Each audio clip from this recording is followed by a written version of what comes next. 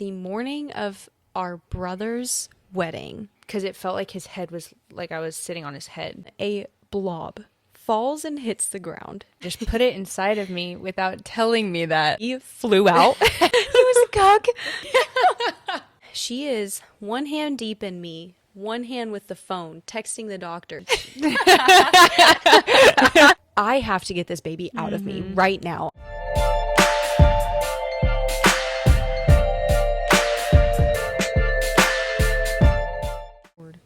Thanks.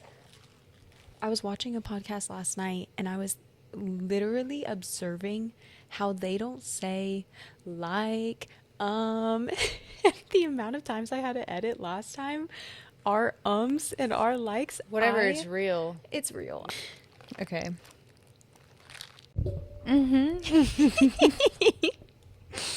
Welcome back to Moms on Tap. How are you doing this week? I'm tired. Kason got his shots yesterday, as you know.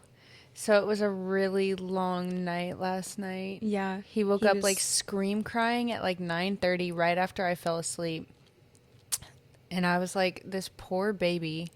And so nothing really consoled him, just normally like, because normally he doesn't wake up to eat right then. But nothing was consoling him, so I decided to feed him. And usually when I offer him boob, he's like good, you know? Yeah. So I was like, yeah, had to resort to that, which was fine, but I was just tired. And then I just decided to have him sleep on me, with me, because I knew he wasn't going to sleep well in his bassinet.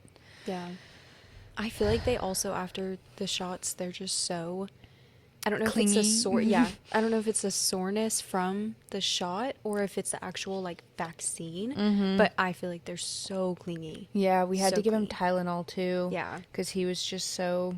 Yeah, you said he was running a low-grade fever, like 99.8. And so I gave him some Tylenol just because he did feel warm, and I wanted him to be comfortable, you know? But of course, all that information about the Tylenols coming out and stuff, so Jared's like, I don't want to be giving him Tylenol. And I'm like, well, I don't think that's the case. But, I mean... Everyone has their own opinions, so... Everyone does have their own opinions. Yeah. He'll be fine. Yeah. He will be fine. How long does it last, like, after the vaccines for fever to come?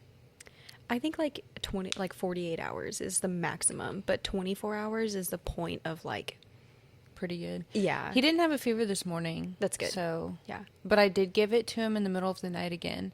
How I told you. Well, that's how I texted you, and I told you that Jared, because we got up at 1:30 again because he kept squirming and stuff while he was on me, and I Your tongue.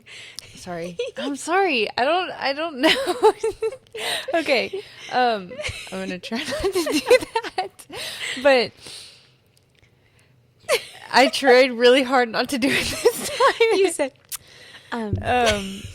okay, so I think that's just how I swallow, because now I'm having trouble not, I feel like I'm going to drip drool out of my mouth. No, dude, I don't know what you do. Yeah, it's just it's just the way I swallow. It was at the beginning of sentences that you would it's just the way I swallow, because I can tell I'm trying not to do it, and it's hard for me to swallow without doing that.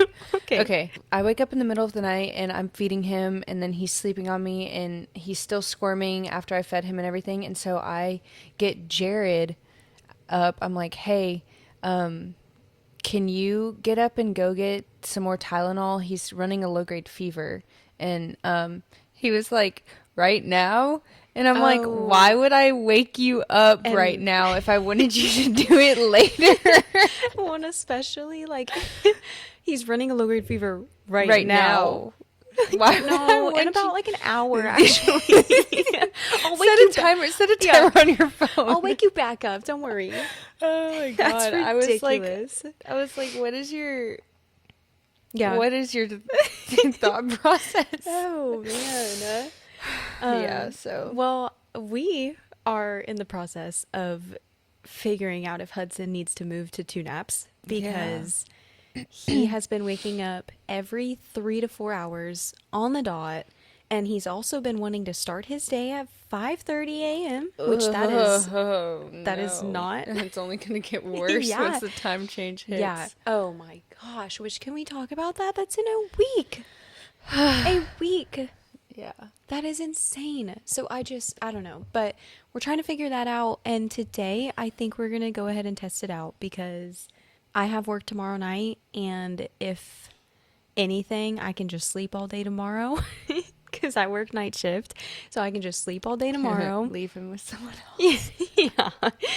I can just sleep all day tomorrow, and then whatever is wrong with his sleep, it'll be fine. So I think I'm probably going to try it out today, but we're just going to have to deal with the crankiness and then see how he sleeps tonight. Yeah. Yeah. I mean, maybe that is the case. I know, maybe he might sleep great tonight. Yeah. Well, that happened whenever we moved him from 4 naps to 3 naps. He went from waking up every 4 hours, or like every 3 to 4 hours, is like he's doing. Him? That's Whiskey. Oh my meowing. God. That sounds like Kaysen. No. Yeah, Hudson is a screamer. He's not a whiner.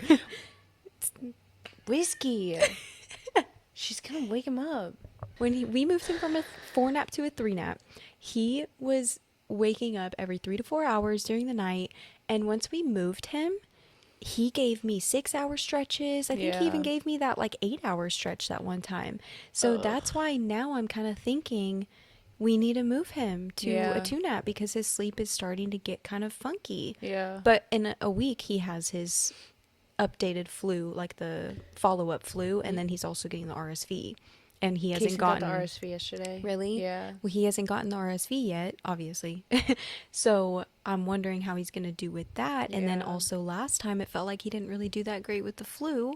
So now I'm thinking, I don't know, I'd rather test it out now than wait a whole other week, especially when we're going to be home all next week. So it'll be fine. But that's what might as well just test it out. That's what sometimes I'm hesitant to do stuff too, but then I'm like, I mean, it's just one day, just test it out. And if it doesn't work, then... And I'd rather try it out for a couple of days. That way I can see. And then if it doesn't work out, it doesn't work out, whatever. Yeah. But it's just whoever watches him tomorrow, I'm going to have to be like, hey, so we're kind of on like a 2-nap day. So, try to like map it out. I'm like, it's such a pain. It's such a headache. But whatever. Naps, they're my enemy. Yeah. Oh, yeah. Nap schedules. And making sure they sleep enough, because that's also the thing, is that I have to make sure he's sleeping an hour and a half for a nap. Because if he's only taking 2 naps, he needs like 3 hours of sleep in a day. Yeah. So at least. We'll see. But anyways, so welcome back to Moms on Tap. That was not really an introduction, but just a catch up of how we are, how our week is going. Whew. Yeah. Well, I'm Lauren. I'm Erin. We already gave our introductions last episode, and thank you for our 7 followers. It's practically just all of our friends right now, but hopefully we will grow. Yeah. I also was going to say, we didn't really talk about like why we wanted to start the podcast last time. I was like, we didn't talk about anything. There was a lot of stuff, I feel like. Yeah. So hopefully this episode... I feel like that's honestly how our conversations go. I know. Anyways, we'll start somewhere and then we're just keep going in completely different direction. Yeah, which if we do, we do. But I at least wanted to give a little recap of what we're kind of doing with this podcast, at least this episode.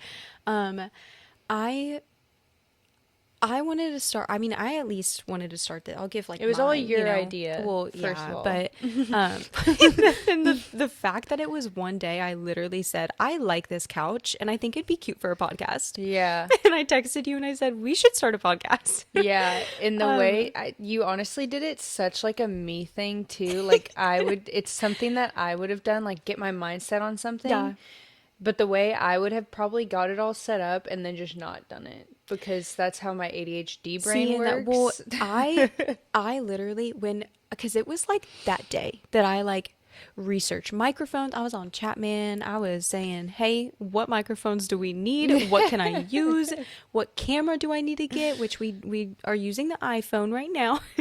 But one day we will upgrade to the camera. Good quality. I feel like this quality is It's pretty good. It's pretty good. But yeah, and then I was researching like editing, everything, and then it was like 2 months goes by that I was like, we have to do this. But it was just the fact that you were still early postpartum. Obviously, I didn't want you to have to Kason was... It's like going back to work, he's you just know? been an interesting child. Yeah. Yeah, I know. Yeah. I mean, any newborn is going to be crazy, but what day is it? The 25th? Yeah, those people that is he 5 months? Oh my God. Is he 3 months today? Yay! Well, well, not when this comes months. out, but yeah. Today when we're filming. Yeah. How awesome. Happy birthday, Kason. Happy birthday, Kason. Okay, yeah. So we wanted to start the podcast because we wanted to have a platform that we could just talk about our experiences. I feel like I had a heck of a postpartum experience, and I really felt like if I got the chance to research more and to do more, I would have probably had such a better experience. And especially like, I know I was able to tell you a lot of my experience, obviously, and like what not to do. And it helped me so much. Yeah. And so I really hope that we can find expectant moms, even moms to be that are just going for a second round. Maybe you did, you know, like if it's say like breastfeeding, maybe you did formula the first time and want to do breastfeeding the second time. Even, you know, it can be a platform for everybody, and even dads. I mean, we're not discriminating. We're going to talk about our everything. Our brothers were watching, and who is it? Justin said he wanted to come on. Yeah. And I was like, yes. Jake literally said that he was like, can y'all have me on? Yes. And I'm like, you're so funny. Yes, what are you going to be talking about? How you don't like changing diapers? How he got out of changing diapers, which can we talk about Logan? Logan is not going to change he's not going to change another diaper for probably 3 months because he smashed his fingers at work. So he has they're just broken. They're not gone, but first finger and second finger. So he is literally incapable of changing any diapers. But I told him that you literally did this just to get out of changing diapers. And he just laughed. He goes, changing diapers isn't even that bad. It's not that bad, but whatever. Anyways, so yeah, we wanted to start this platform for moms, expectant moms, want to be moms, dads, parenting, everything, just everything. And I mean, yeah, anyone in general. I feel like even before I wanted kids, I was always interested in listening to everything, especially because it was like, well, at the time it was me having like, well, see, that's another reason I don't want kids, or like, you know, that's another reason that you just really have to be prepared. Yeah. And the right age and everything. I mean, there are so many people that obviously like you don't want to be a parent. I mean, for us example, I always wanted kids. And so when I found the one who I wanted to be with for the rest of my life, who was you know, sane and didn't have any problems.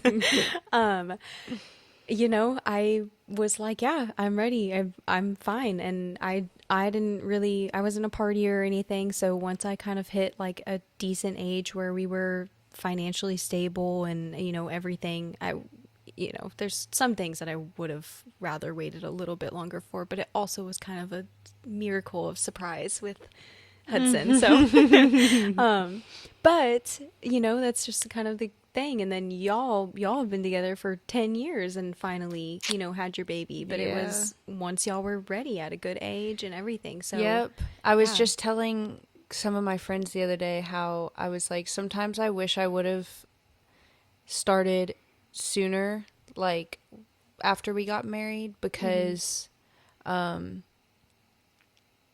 because I just feel like maybe I could be closer to being done with. Yeah. But at the same time, everything happens for a reason. Everything happens for a reason, and we weren't ready.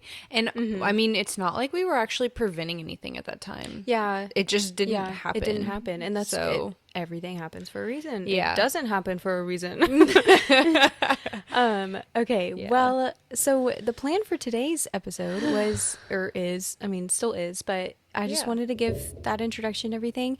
But we were going to talk about our labor stories and a little bit, I think, about postpartum I didn't want to talk too much about postpartum because that is a whole episode in itself. Yeah, like, we've already gone off topic today. We have, yeah. I don't even know what time we're at, but we are 15. Okay, 16 minutes. Not bad. But today is going to be a longer episode, so it's very exciting. Can we stop the video and restart? Do people really watch podcasts that are hours long? I do, That's and crazy. I love falling asleep to them. That's just crazy to Logan me. does too. He falls asleep to, what's that guy? I just don't have the attention span for that. I'm a TikTok, like, give me my 30-second videos max, and then I'll keep scrolling. If it's longer than 30 seconds, I'm like, sorry, my brain doesn't work like that. I grew up as a YouTube girl, so I'm like, I love YouTube. I watch YouTube. See, I grew up on Vine. Yeah. 6-second videos. You could only make 7 seconds. That's it. Like, that's your only option. Okay, well, I'll start with, like, just kind of how my labor was, and then can you just ask me the questions a little bit? Because I'm not going to remember. Clearly. Okay, so my labor, I wanted to be induced, or no, I didn't want to be induced. I wanted to go naturally. And when we say natural, we don't mean, because that's a whole other thing. Yeah. People get confused with like medications. I wanted to go into labor naturally. I didn't want to have to be induced. Yes. Because I've heard that once you get induced, sometimes it can just snowball into needing more medical intervention, and all kinds of stuff. So I really was trying to go into labor naturally. And when I say, I was really trying, I was trying all the tricks of the trade. Mm-hmm. And it got very annoying. Technically, they say, just give up. Because then you'll most likely go into labor. I did give up several times, but he just didn't want to come out. He didn't. No. And he still wishes he was inside of me. Honestly. he's like, he's a Velcro baby if I've ever freaking seen one. Yeah. But so, yeah, it ended up not working out that way, which is, God has a plan for everyone. So, it happened the way it happened. And I believe that also very much so because of just like the way my labor did go after I was induced. I think if we would have been any longer, it could have gotten very scary. A lot scarier than what it was. Yeah. Which that is a thing that we can bring up. Yeah. That if you go past 40 weeks, because 40 weeks is technically they say that is full, like term. Extreme full term, because 37 is like the beginning of full term, but 40 weeks is complete full term. Yeah. That if you go any further, your placenta starts, I don't want to say dying, but it literally dies. It literally stops working. Providing as much nutrients and oxygen and all that stuff. So if you go past 40 weeks, it can be dangerous, and that's why they usually tell you to get an induction. Yeah. Or they schedule you for an induction. If you're like 39 weeks and you don't look like you're getting close, they'll schedule it for you and be like, look, we kind of need to talk about our options. Yeah, and that's kind of what I did. Me and my doctor decided that, okay, if I get to 40 weeks, if he's not here on Tuesday, whenever I hit 40 weeks, I'll get induced on that Thursday. Yeah. And that's what happened. He didn't want to come out naturally. So I went and got induced. Is he waking up? He's fidgeting. It's only been freaking 30 minutes. Gosh, dang it. Maybe he might. Fingers crossed. God, please. God, please let my baby sleep. Okay. I had to go put my baby back to sleep, and then we had a technical malfunction where I ran out of storage because I have so many videos of my cats and my baby. So we're gonna restart. Face that back to you. Oh yeah, we're going to restart at wherever we were, which you were talking about how Kaysen, let's call him Hudson. He didn't want to come out. He didn't want to come out. You had to do the Cervidil. We talked about that, right? No, because we were at 40 weeks. Oh yeah. My golly. So I have to start all over. Okay. You went in for the induction at 5 a.m. Yeah, I went in for the induction at 5 a.m. They used Cervidil. Oh, how far along were you exactly? 40 weeks and 2 days. Okay. So 40 weeks and 2 days, went in, they gave me the Cervidil. Talked about like what Cervidil is, which it's a cervix softener, and basically it has a string that you can take out, so whenever you get it put in, if it speeds things along too quickly or not quickly enough, whatever, like they can take it out and do other interventions. But in her case, you wanted to do that one because they wanted to do that one. They had another option, which was a pill, but they didn't want to do that because they can't take it back once you take it. She comes in with the Cervidil, and she tells me it's like a piece of paper with a tampon string on it, and I'm like, okay. She's about to put it inside me, and she's like, tell me if I cut you or something, or let me know if I cut you. And I was like, what? Why would you tell me that? Just put it inside of me without telling me that. Like, because that just freaks me out more. And so she does that, and it kind of hurt. It kind of felt like a little paper cut at one point. So I guess that's what she was talking about, but I was like, whatever. But when she said that, it was making me freak out and like expecting like it to hurt. So anyways, Cervidil's inside me for a few hours, and then all of a sudden, a bunch of nurses and 2 doctors come running in, and they turn on the big overhead lights, and they're like, hey, Erin, we're going to take the Cervidil out of you. And I'm like freaking out, like, okay, what are all these people doing here? Like, I was freaking out. And I just looked at Jared, and I was like, I really don't want to have a C-section. Like, I just didn't want to have a C-section just for my preference. I was more scared of going like into surgery or something like that over having a vaginal birth. And like for any way is a great way to bring a baby into this world. Any way that works for the way, everyone's different. Everyone has a plan that goes how it's supposed to go. So I was just very scared of a C-section and did not want to have one. So I was like crying, looking at him, like, and but also trying to stay calm for Kaysen.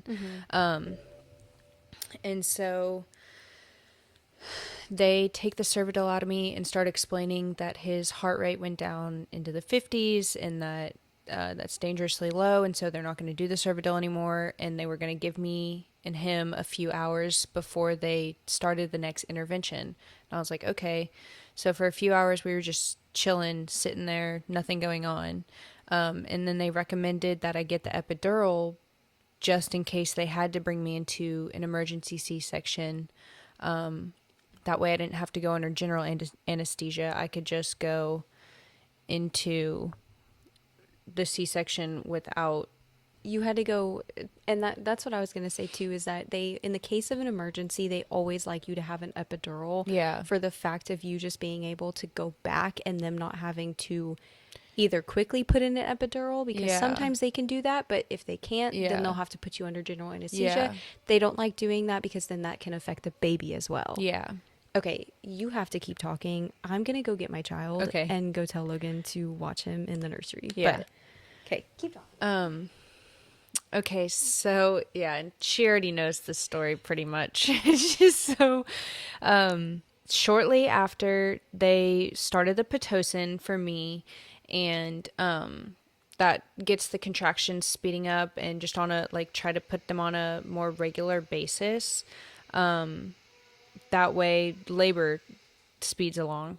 And so I was on Pitocin, and every time they would start the contractions, Kaysen's heart rate would go down, and then they would stop the Pitocin and it would be fine. So he really didn't like the Pitocin or the contractions happening. So it made labor a very long process, where it took like over 24 hours just for him to get there. But I think around 4 or 5 a.m., they finally found a dosage of Pitocin that he was able to handle and keep the contractions kind of moving at a consistent basis. His heart stopped decelling into like scary ranges. Finally, at like 6, 7, I think it was like 7 a.m. because the overnight doctor, it was a new doctor that came in and broke my water. They broke my water, and that's when things really start to speed along. And they were like, once we break your water, then things are going to start moving along a lot quicker. So the overnight doctor comes in. It was actually the doctor that delivered Hudson for Lauren. But my doctor was in the building next door. She just wasn't delivering that day, but she said if she's not busy or anything, she'll come and deliver Kaysen. So I was super excited about that because I wanted my doctor to deliver Kaysen, obviously. I've been with her this whole time, and she was great, and just seeing everything full circle would have been nice for me and her. So she was able to, luckily. She didn't have anything going on whenever it was time for him to deliver. Sorry, I keep smacking. But, yeah, so around 9 a.m., my contractions started to get really intense. I was about to say heavy for some reason. My contractions started to get really intense, and I could feel a lot of pressure down there. And I was telling Jared, I was like, they need to come check me now because I feel like he's about to come out of me. And he was like, well, they said that, even when it feels like that, it can take a little while. And I'm like, yeah, but no, like, I know he's about to come out of me. Yeah, so it was like 8-ish, and the nurse comes in, and I was like, I feel like he's gonna come out. And she was like, yeah, it can still be a while. And then I think it was around 8 when that happened, and she checked me, and she was like, okay, yeah, I'll come back in a little bit and we'll start doing practice pushes. And I was like, okay. I was sitting on the edge of the bed too, like, because it felt like his head was like I was sitting on his head. It was crazy. That's funny. So I was like, I can't sit normally. I can't be comfortable. I had to delete Snapchat to get more storage. So now anytime we film, I'm just going to have to delete Snapchat, film. Well, hopefully you'll get a camera soon. I know. Put it on the app that I edit on. Yeah. And then delete off my phone so that we can record another one. Yeah. And then delete Snapchat again. Yeah. Okay, continue. The struggle is real. Yeah. Yeah. So hopefully you get a camera for Christmas. Okay, yeah. So then she comes back in around like 8:30, 8:45. It was probably around 8:30. And was like, okay, we're going to do practice pushes. I was like, okay.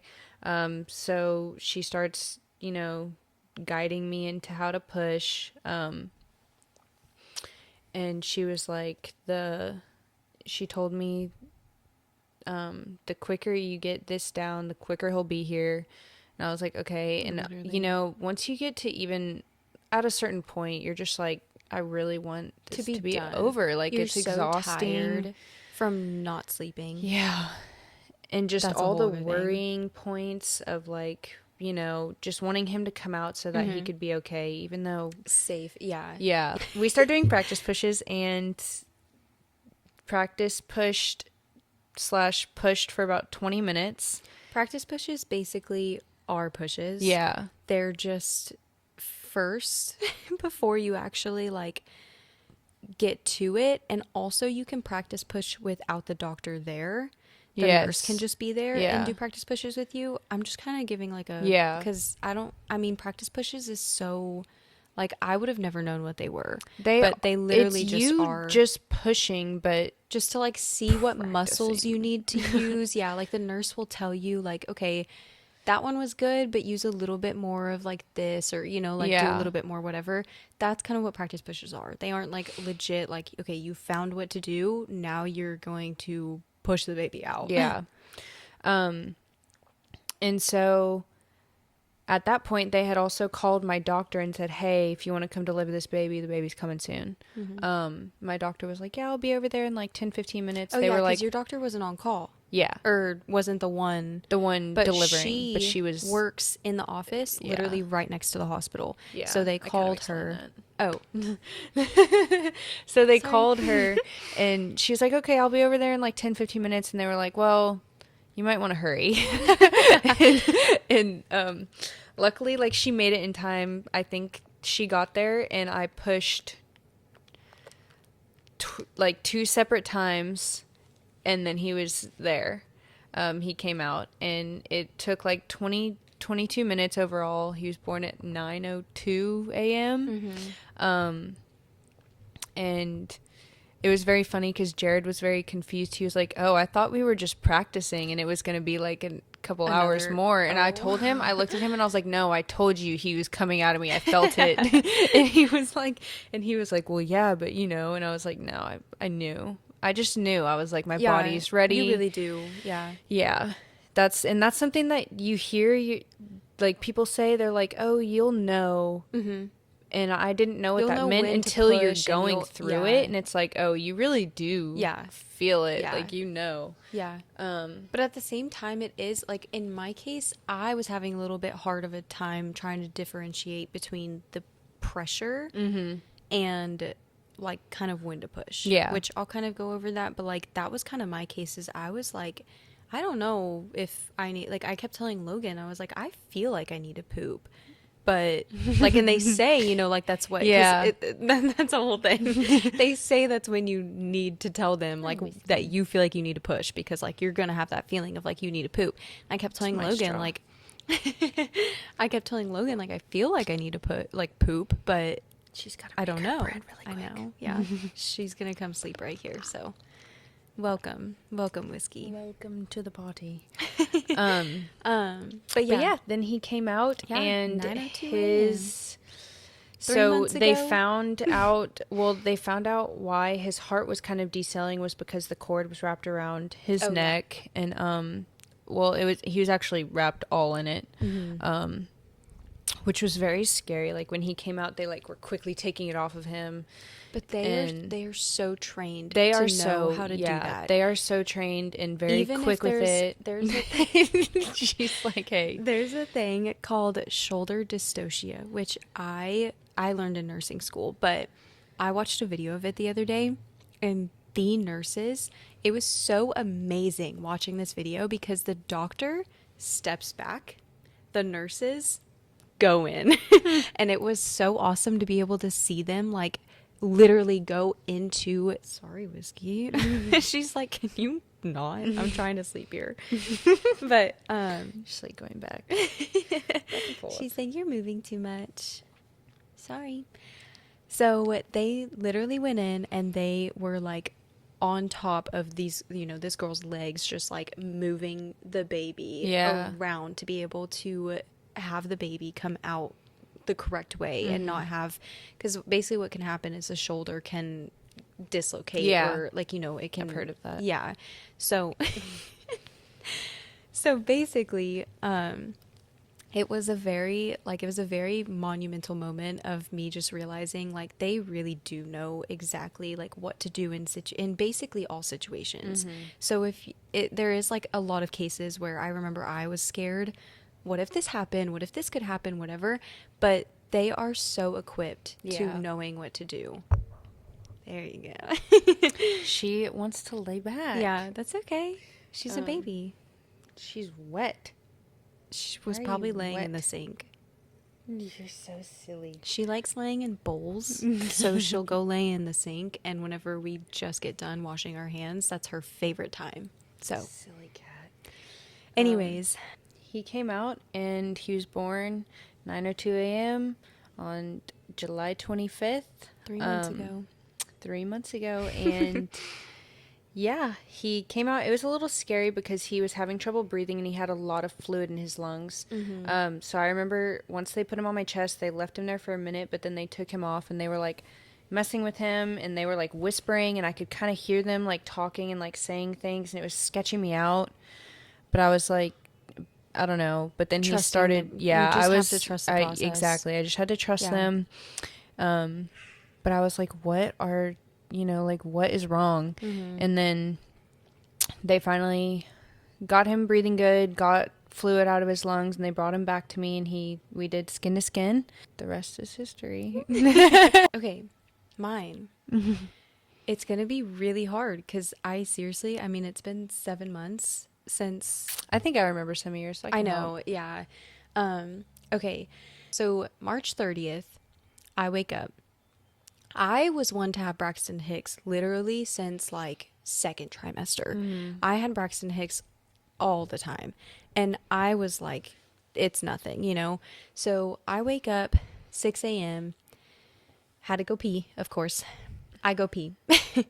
And I come back into bed, snuggle with Whiskey, and I start feeling something like discharge. It's like, I mean, that's just my story is a little bit more like gross because I went into labor naturally in the case of not being induced. So I felt something like just coming out of me in a way. And I remember hearing stories about people saying like they got up in the middle of the night and like their water just broke or whatever.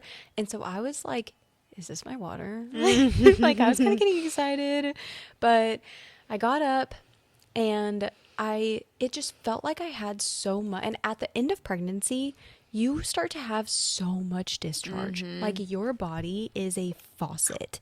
So I was getting to the point where I was just dripping out of you. Yeah, where I was like, this is just discharge, whatever. So I pull my underwear down and a blob falls and hits the ground. I'm not wearing my contacts at this point, nor my glasses. So I go and get Logan. I say, hey, boo, can you come check this out for me? He gets up. It's currently like 7:30 because at that point I had been snuggling with Whiskey for a good hour and a half, whatever. So I just got up and told Logan, come check this out while I go get my glasses. So I go get my glasses. He comes over. He goes, yeah, I think that's your mucus plug. So I'm like, all right. So I put my glasses on. Now, what's so annoying about this all is your mucus plug is not an indication of birth.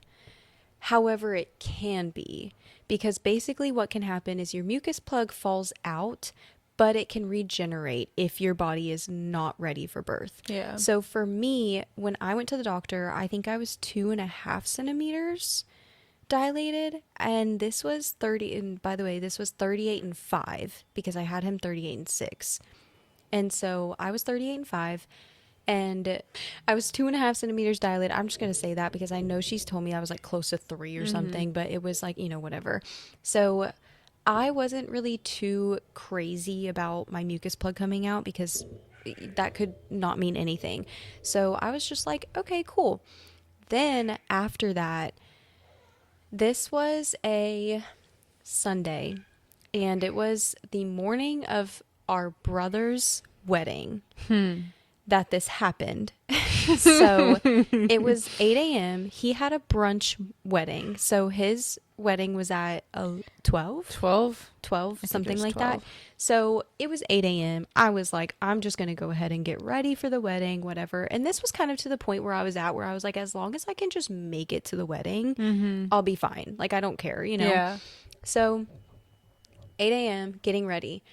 I start having Braxton Hicks that wrap around, which I guess I should say what Braxton Hicks are. Braxton Hicks basically are like tightening of your tummy. Like, it literally, once you get farther along, you stop feeling like your abdominal muscles and just start like literally having like a tummy. And so for me, it was literally just like tightness, and it wasn't necessarily on top, it was more on like the bottom, that it would just get super tight, literally feel like your muscle was contracting, but it didn't hurt, it didn't feel like anything bad. It was literally just, it felt like it felt like someone squeezing your arm but your tummy. That's probably the best way I can describe it.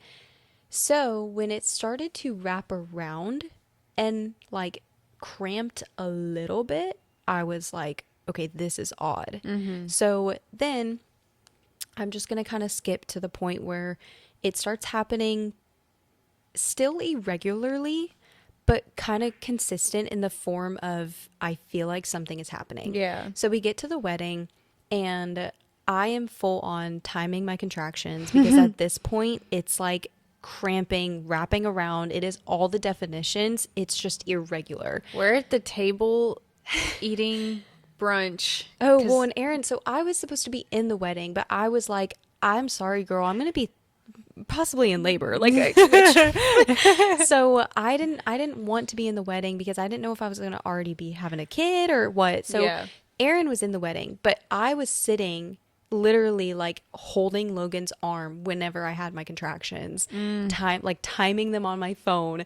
But then once we got to the table, I was sitting with Aaron. Yeah. Yeah. And you were like, just don't talk to me for a second. And I was like, bro, you need to go. Yeah. But it was also, we talked about too how it was probably good that you came just to kind of take your mind off of stuff. Yeah. Because you wouldn't have been able to go to the hospital anyways yet. Oh, yeah. Because they would have been like, oh, you're not far along yet. Exactly. Yeah.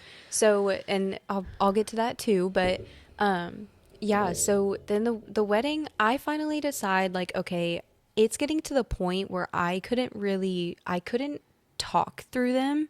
So I was like, I think I just want to go home and go try to get some sleep, because I heard that that's like the best case because you're up literally all night long. So I was like, I really want to go home, just go get some sleep, just go like, whatever. So we come home, me and Logan, and I come sit on the couch. I turn on my labor movies because I had already planned them out. I said, I'm going to watch this movie. I was like, I got it, turn on my labor movies. And I was like, I'm going to lay on this couch and I'm going to try to get some sleep. I do that. No sleep occurs. Rest. Yeah, though, rest. Yeah, rest was good. I ended up also trying to eat because I was really scared that I wasn't going to eat and I was going to pass out during birth. That was one of my biggest fears, passing out. Yeah. So still is one of your biggest fears. Still is one of my biggest fears. So basically no sleep happens. I end up telling Logan like, okay, it's getting to the point where I can't really even like breathe through the beginning, because basically what a contraction is a wave. It like starts not feeling too bad and then it'll ramp up and you can kind of feel like your tummy, like your muscles tightening, and then you start feeling the cramp. And I had back labor. I swear to God, the worst back labor like anyone has ever had. I mean, I know that's my opinion, but it was so bad. I literally was like hunched over, just gripping everything I could. So basically, this was probably like 6 o'clock at this point that I started telling Logan, like, okay, I think I want to go try to get in the bath because I want to see if the warm water would kind of help. And that's the case. I wanted to labor most of everything at home because I didn't want to go into the hospital until I was literally like at the point where like transitional labor, I really did not want to go in and them tell me, because they turn you away at 4 centimeters. So I didn't want, or like if you're before 4 centimeters. So I didn't want to get there and them tell me, yeah, nothing's happening. Like you got to go home. So I was like pushing, still timing my contractions. At this point, they were between 3 to 5 minutes, but still like irregular. They were still like, one of them would be 3 minutes in between, one of them would be 5 minutes in between. So I didn't want to go, and I felt like I could handle the pain. That's also the thing. Yeah. So I was like, I can handle it. It's fine. I start taking a bath. That I felt like made it worse. Sitting down, I was like, no. You need to like keep busy. I need it. Yeah. So we have a shower that has a brick seat, I would call it.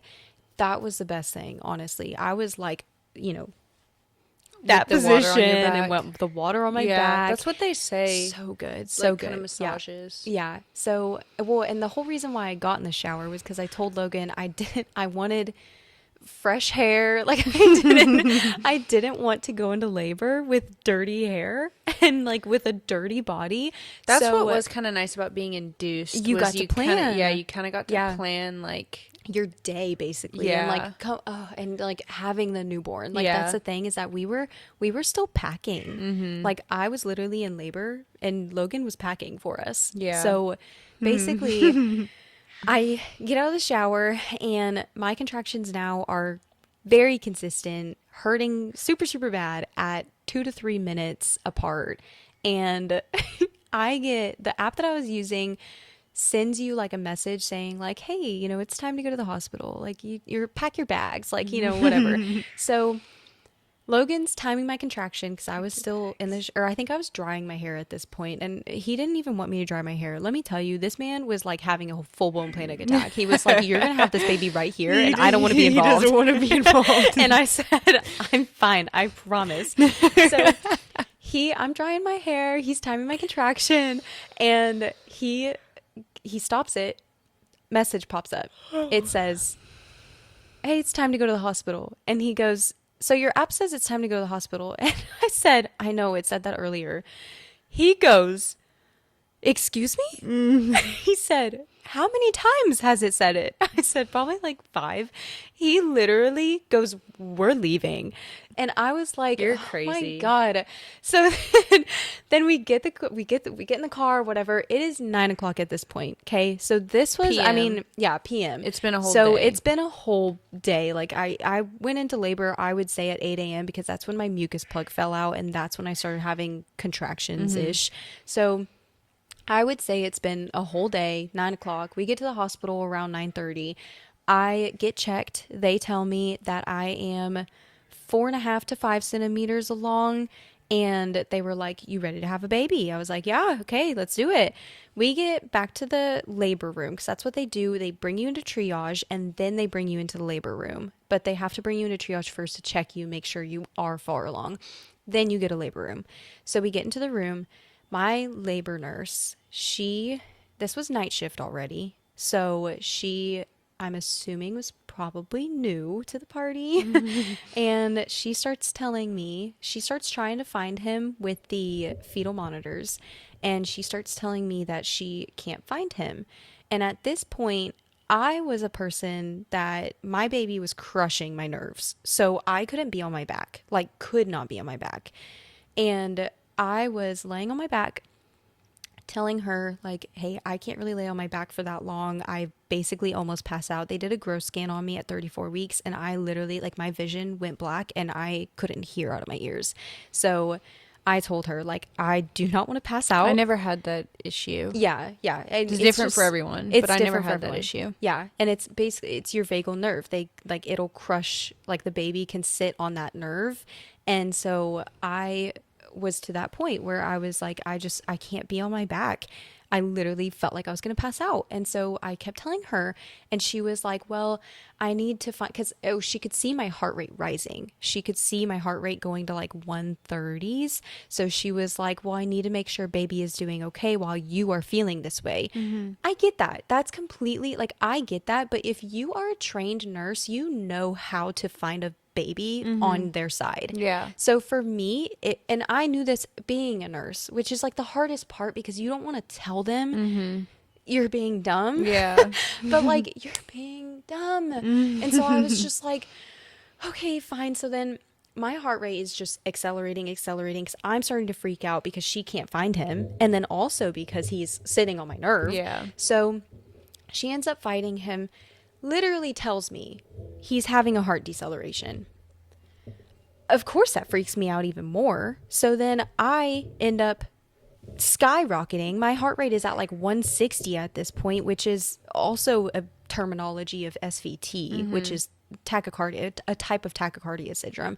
But it's extremely dangerous once your heart rate gets above 160. So I'm already I'm, having a full-blown panic attack. I don't even know what you would call it, but not good.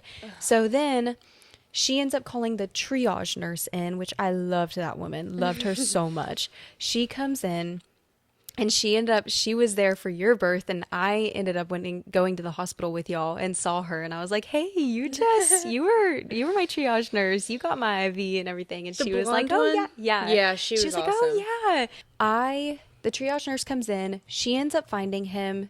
He's fine. So I tell them, like, "Okay, well, no more being on my back. Like, I can't do this anymore." I start basically having moments. I think it was with every contraction that my heart rate would accelerate, and it was going up to the 160s, whatever. I told Logan, so Logan's over here fanning me with a pillow. 4 hours. Okay. 4 hours. This man.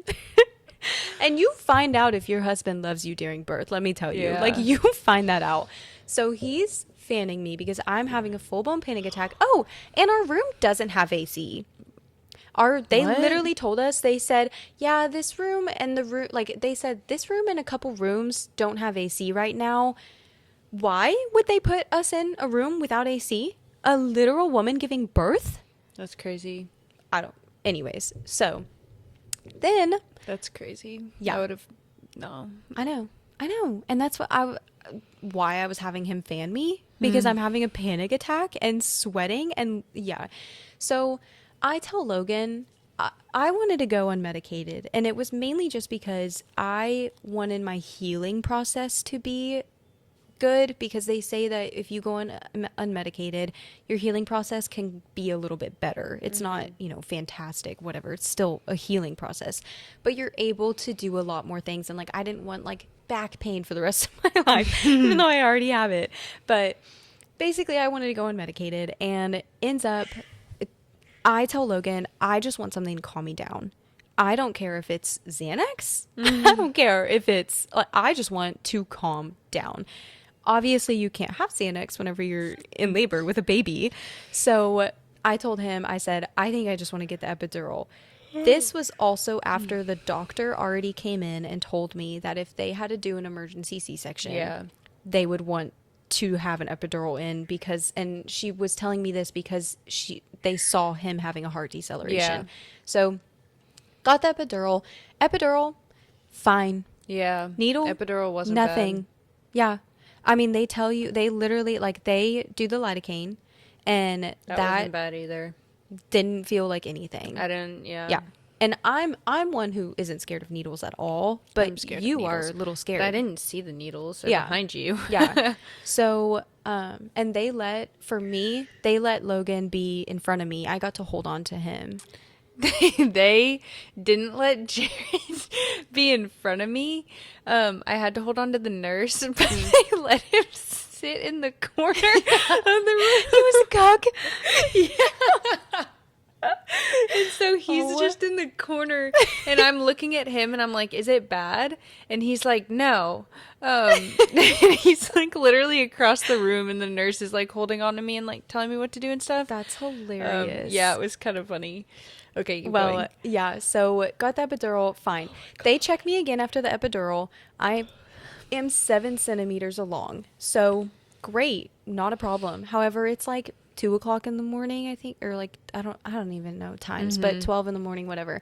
And they tell me, the cardiology team, because I was having, and that's, they were checking my heart with the stethoscope. I was having heart arrhythmias. And so they told me that cardiology team wasn't going to be here until the morning. They didn't want me to push the baby out until the morning, because they didn't want my heart to stress out. They didn't, like all of this stuff. They wanted cardiology to be there just in case, all of this stuff. However, I didn't really feel, I told them like, okay, cool. Cause I didn't want to push until my body felt ready anyways. So, cause I mean, that's what they tell you. Like you want to push once you feel that pushing sensation. Otherwise you're stressing your body out and you're not letting your body, fully do what it needs to do. So I was like, that's fine with me. But, they were like, obviously, if you feel like you need to, we're not going to stop you. Yeah. Like, the baby's going to come out regardless. So can't keep him in there. Yeah. So they had done all of that for me, whatever. We're just sitting there. I'm still having these heart moments, and my heart is just, going up, whatever. I, however, then asked them if I'm able to push on my side, because clearly my body doesn't like my back. So I was like, am I able to push on my side? The night doctor was like, we'll see. The day doctor loved her. She's my new gynecologist, because my OB wasn't in service at the time, wasn't on call. So she was on call. I loved her. So I'm going to her now. But she was like, yeah, push on your side. Like, let's do it, whatever. So morning time comes. It is 10 a.m. when I get told that I'm 9.5 centimeters. So they flip me to my side so that I can get that other half, and basically tell me, okay, like, let's go ahead and start doing some practice pushes once I get to 10 centimeters. I think it was 10:30 at that point. And they end up telling me that we're going to do practice pushes. So we start doing practice pushes with the nurse. She is, and also whenever you do pushes, they massage you inside. They do perineum massages. Perineal massages, I think is what they're called, where they'll go like this while you're pushing so that you don't tear as bad, but then also to make room for the baby. So they're doing this. She's doing that as I'm pushing. I'm kind of having trouble because I didn't know. I was like, do I push with my abdominal muscles or do I push where I'm feeling pressure? So I asked them that. I asked them, where do I push? And she was like, push where you feel pressure. See, that's which was my butt. I felt like I knew where to push. Like she didn't have to tell me. Like she was like, I just thought like I can kind of push with my abdominal muscles, like, to like, yeah. So I was thinking in my head, do I do that or do I push where I feel pressure? And that was my whole thing is I just didn't know. So when she told me push where I feel pressure, it's my butt. And that's why a lot of women poop during labor, because you're pushing with your butt. Anyways, so we start doing practice pushes. She is one hand deep in me, one hand with the phone, texting the doctor. She said, "Don't worry, I'm just on TikTok." And then she said, "Okay, you got to stop. You're doing great. I'm going to call the doctor." So basically I stopped. She calls the doctor, tells the doctor to come on. She was in surgery, but getting out of surgery. So it was like, she was only a couple minutes away, whatever. So she starts coming. We actually start doing pushes. So we did probably 30 minutes of practice pushes and then 30 minutes of actual pushes. He was getting stuck. So we got to, and this was, I was going to talk about too, is that our ring of fire completely different. Yeah, I didn't have a ring of fire. You didn't have ring of fire. I had such bad ring of fire. I was getting to the point where I was like, he's got to come out or else I'm going to explode. Like it felt like I was going to open up. Ugh. So I like didn't have any sort of that. Yeah. Honestly, like I didn't experience too much pain pushing. Yeah. Just a hell of a lot of pressure. Yeah. So basically we get to the point where he's and they're asking me, they're like, do you want a mirror to like look at him? And I'm like, girl, I'll see him when he comes out. Do not grab that mirror. She's also like, do you want to touch his head? I said, I will touch his head when he comes out. I am not reaching down and touching his head. That's a beautiful moment for some women. For me, I'd rather not know that I'm pushing out a child. I'd rather just feel like just go. So anyways, I get to the point where he's at the ring of fire and I am like, I have to get this baby out of me right now. I have to. So she tells me I have one more chance to push or I'm going to have to go to my back. Yeah, I remember that. I was like, no, please no. So I also am in so much pain that I just want him to come out, that this was the time that I was like, okay, we're going for it. I push with all my might. We do our 3, because how you push is 3, 10 seconds. So you go 1, 2, 3, 4, 5, 6, 7, 8, 10. And then you go 1, 2, 3, 4, 5. So that you do that 3 times. And so I do that the 3rd time. He still wasn't out. I said, you're coming out. I do one more. And because I told the nurse, I said, I'm doing one more. And she goes, okay. And so I said, push. And Logan loves to say that he flew out. And I think it's because I literally was like, this is it. I can't. Like, I'm not doing it anymore. Yeah. So he flies out 11:35 a.m. Baby was born. Yep. Yeah. And then they deliver your placenta and you don't really do much with that. I didn't even have to push. I don't think I pushed either. Pulled it. That was it. She massaged my stomach and got it out like kind of that way. I think they did that too. Yeah. For a little bit. Yeah. I wasn't even focused on that at all. I was watching Kaysen over with them and like, what the hell are they doing with him over there? Which, and this was what I wanted to say too, is that my baby was 7 pounds, 2.5 ounces, I think. Yours was 7. So yeah. This also is the case where I had the ring of fire. You didn't. You had a bigger baby. I had a smaller baby. What degree did you tear? I didn't tear a degree. Oh, you didn't? I only got 2 stitches, which wasn't enough to diagnose it as a degree. Yeah. I got a 1st degree tear and I don't know exactly how many stitches I got. They told me only a couple though. Yeah.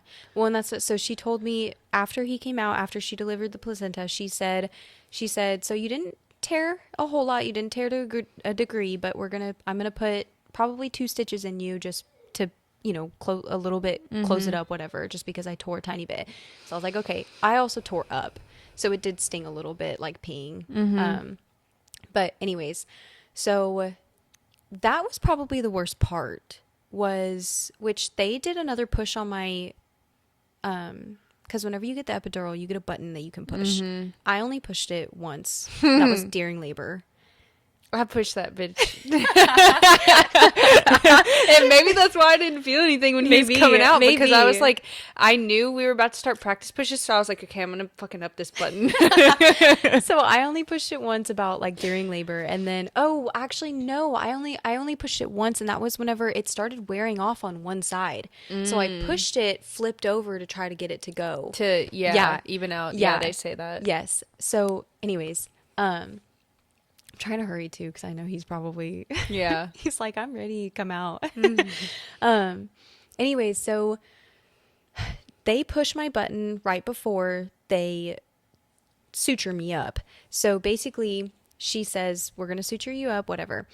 They I think I told them that they could take him at this point, because they were telling me, like, let me know when you want me to take him to go clean him off. And I was like, okay, yeah, you can go now once they start, suturing me up. So she does that. For me, that was the worst part. It literally felt like a needle going in my down there. Like, it literally felt like a needle. I didn't have any. And I don't, like, that's the thing. I don't know if I was just so focused on what was happening with Kaysen. I literally, but she did my placenta, stitched me up, and, like... It's, like, 10 seconds. Yeah, and... It's, like, a minute. And she was like, okay, done. And I was like, oh, okay. Yeah, and then it's super fast. Yeah, and then they brought Kaysen back, and I was like... okay. So, and that was one thing for me, was that I literally felt like my epidural was just on my, like, all it did was my contractions. I could still feel my legs. I could still feel everything. So for me, like, the only thing that the epidural took away, which great, but it was just my pain of my contractions. I felt everything during labor. I felt the needle going inside of me. Like, I don't know. Interesting. Yeah. So, but I preferred that. I wasn't really wanting, I mean, I said it earlier, I wasn't really wanting a medicated birth. So for me, it was kind of nice, not like being able to kind of feel my body and not having that like complete block. But yeah, so I still felt my legs. I could still move everything. I could not. Yeah. I don't know. Yeah. But yeah, so after that, then they bring in the lactation consultant. And, well, they ask you first, of course, if you want to breastfeed. Yeah. And we both chose to breastfeed. So, yes, the lactation consultant comes in. She makes sure that they don't have any ties, that they don't have any, like, problems with feeding. And they kind of give you a quick... This is also within 5 minutes. Like, the lactation consultant comes in unless they're busy. But for me, I was the only one giving labor that day, literally, that morning. So... she came in right as I popped the baby out. He comes and she basically teaches me how, like, some positions and, whatever. And she tells me I had, like, kind of flat nipples. So I had to use a nipple shield at first. Yeah, so did I. Yeah. And they kind of like you to use a nipple shield anyways, because it helps the baby with their... thing at the top of their mouth that tells them to start sucking. Yeah, exactly. But yeah, so that, I mean, you're literally in the labor, you're in the labor room, and they're doing all of this within the first hour. It's so quick. So